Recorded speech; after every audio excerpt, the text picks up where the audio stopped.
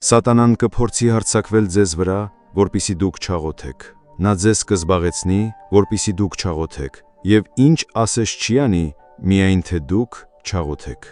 Սատանան ատում է աղոթքը,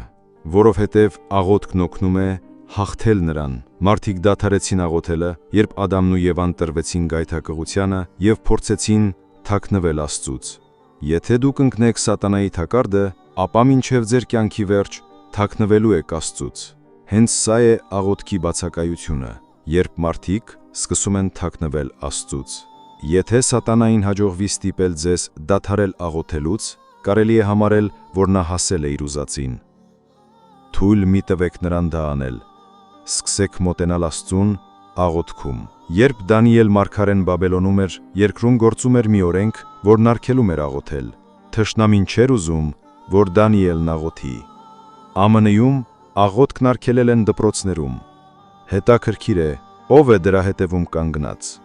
Սատանան չի ուզում, որ դուք աղոթեք։ Նա դեմ չէ, որ դուք ժամանակ անցկացնեք հեռախոսի մեջ կամ այլ բան անեք, միայն թե չաղոթեք, քանի որ աղոթքից դուրս գալով դուք դառնում եք զորավոր ու անպարտելի, ինչպես առյուծը։